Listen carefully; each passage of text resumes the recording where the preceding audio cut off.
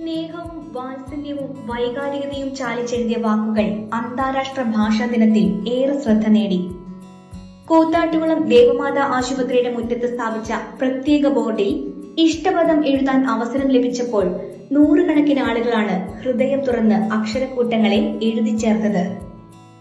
അന്താരാഷ്ട്ര ഭാഷാ ദിനാചരണത്തിന്റെ ഭാഗമായി മാതൃഭാഷയെ പ്രോത്സാഹിപ്പിക്കുന്നതിനായി നമ്മുടെ ഭാഷ എന്ന പേരിൽ ദേവമാതാ ആശുപത്രി സംഘടിപ്പിച്ച പരിപാടിയാണ് ഇഷ്ടപദം എഴുതാൻ രോഗികൾക്കും കൂട്ടിരിപ്പുകാർക്കും ആശുപത്രി ജീവനക്കാർക്കും അവസരം ലഭിച്ചത്. ഓരോരുത്തരും ഇഷ്ടപദങ്ങൾ എഴുതാൻ മത്സരിക്കുന്ന കാഴ്ചകളായിരുന്നു കാണാനായത്. 1 മണിക്കൂറിനുള്ളിൽ 100ഓളം പേർ തങ്ങളുടെ വികാരവും സ്നേഹവും ഒക്കെ അക്ഷരങ്ങളായി പങ്കുവച്ചു. അമ്മ എന്ന വാക്കാണ് ഏറ്റവും ആവർത്തിക്കപ്പെട്ടത്.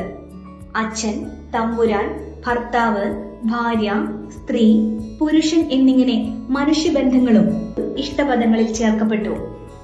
മാനവിക മൂല്യങ്ങളും സഹഭാവവും വ്യക്തമാക്കിയ പദങ്ങളും നിരവധിയായിരുന്നു. കരുണ, സാന്ത്വനം, കാവൽ, വിശ്വാസം എന്നിവയ്ക്കൊപ്പം പുരാണ കഥാപാത്രങ്ങളും ബോർഡിൽ ഇടം നേടി. ഒട്ടേറെ വേറിട്ട പദങ്ങളും ചിലർ എഴുതി ചേർത്തു. വൈകുന്നേരത്തോടെ 500-ലേറെ പേർ ബോർഡിൽ പദങ്ങൾ എഴുതി മാതൃഭാഷാ സ്നേഹത്തിന്റെ വക്താക്കളായി മാറി. പദ്ധതി ആശുപത്രി അഡ്മിനിസ്ട്രേറ്റർ സിസ്റ്റർ റോസ്മിൻ പഴയക്കരി ഉദ്ഘാടനം ചെയ്തു. Assistant administrator sister doctor Mercy Alex അധ്യക്ഷത വഹിച്ചു.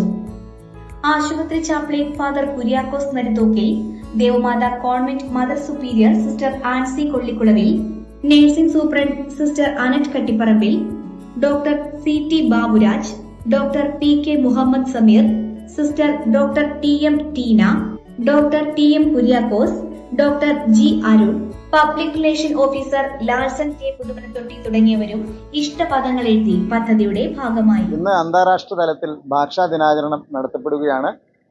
മലയാളിയെ സംബന്ധിച്ചിടത്തോളം പെറ്റമ്മയെ പോലെ വൈകാരികമായ ഒരു ബന്ധമാണ് മാതൃഭാഷയ്ക്കുള്ളത്.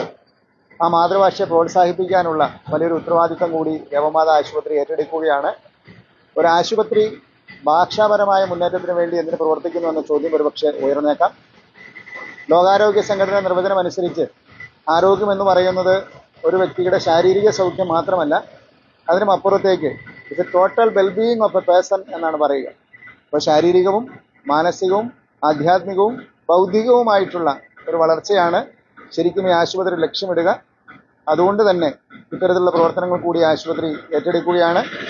ഇന്ന് ഒരു മത്സരം ആശുപത്രിയിലെത്തുന്ന രോഗികൾക്കും കൂട്ടിരിപ്പുകാർക്കും ഒപ്പം ആശുപത്രി ജീവനക്കാർക്കും വേണ്ടി സംഘടിപ്പിക്കുകയാണ്.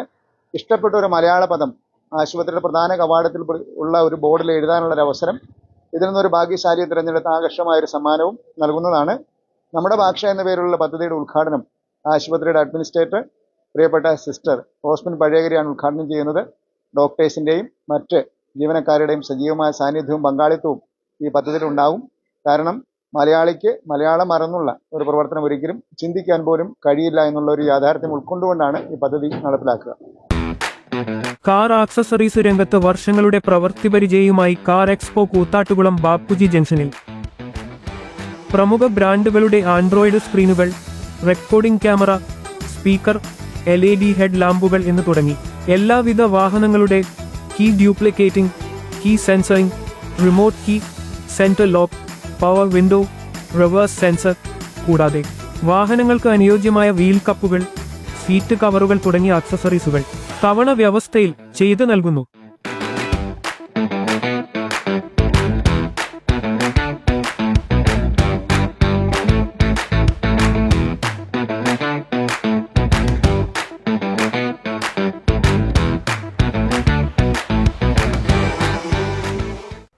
ഇവിടെയെങ്കിലും നല്ലൊരു കളക്ഷൻസ് ഉണ്ടായാൽ മതിയായിരുന്നു. ഹായ്, നമസ്കാരം. നമസ്കാരം. കുറച്ച് ടൈൽസ് ഒക്കെ വന്നത്. ഓക്കെ, വരൂ. എനിക്ക് നല്ല ഭംഗിയുള്ള വെറൈറ്റി ഡിസൈൻസ് ആവണം. പിന്നെ ഇമ്പോർട്ടഡ് ടൈൽസ് വേണം. ഓക്കെ, അതിനൊത്ത് ഭംഗിയുള്ള സാനിറ്ററി ഐറ്റംസും വേണം. ഇതെല്ലാം വാങ്ങുമ്പോ ബഡ്ജറ്റും ഫ്രണ്ട്ലി ആവണം. ഇങ്ങനെയൊക്കെ ആണെങ്കിലും നമ്മുടെ ഇഷ്ടത്തിന് യാതൊരു കോംപ്രമൈസും പാടില്ല. അതെ, കറക്റ്റ് സ്ഥലത്താ വന്നേ. യാതൊരു കോംപ്രമൈസും വേണ്ട. കറക്റ്റ് സ്ഥലത്ത് വന്ന ഒരു കോംപ്രമൈസും ഇല്ല. ഹൗസ് ഓഫ് ടൈൽസ് നിങ്ങളുടെ വീടിന് ആവശ്യമായിട്ടുള്ള എല്ലാ തരത്തിലുള്ള ടൈൽസിനും സാനിറ്ററി ഐറ്റംസിനും വിശ്വസ്തയോടുകൂടി സമീപിക്കാവുന്ന സ്ഥാപനം. House of tiles, Koothattukulam, Kochi.